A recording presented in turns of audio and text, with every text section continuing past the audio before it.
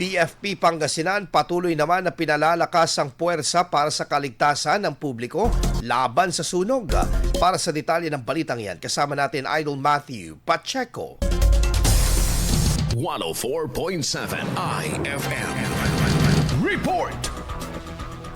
Patuloy na pinalalakas ng Bureau of Fire Protection Pangasinan ang kanilang hanay bilang parte ng kanilang tungkulin sa usapin ng fire safety. Inihayag ng bagong direktor ng BFP Pangasinan si Fire Senior Superintendent Bonifacio Carta na patuloy ang kanilang pagbili ng mga bagong kagamitan alinsunod sa modernisasyon ng kanilang hanay. As part of the modernization program po ng Bureau of Fire Protection, particularly in the BFP Region 1 and as much as nasa province of Pangasinan po tayo, sa totoo lang po, ka-assume ko lang po Provincial Fire Marshal dito.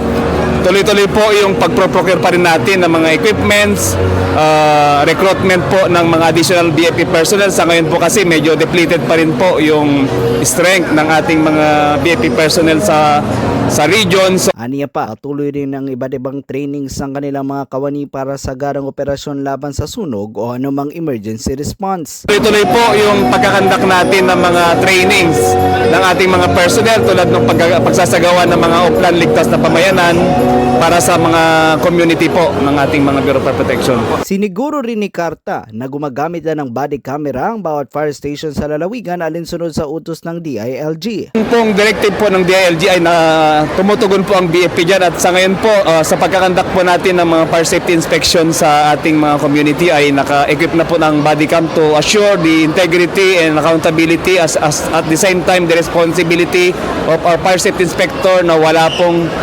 irregularities na nangyayari sa pagkakandak ng fire safety inspection. Patuloy naman ang kanilang panawagan sa publiko at mga business owners ukol sa fire safety lalo na ngayong buwan ng Marso kung kailan ipinagdiriwang ang Fire Prevention Month upang magbigay kamalayan sa pag-iingat laban sa sunog. Kasama mo mula rito sa IFM Dagupan. Ako po si Idol Matthew Pacheco. Tatak IFM.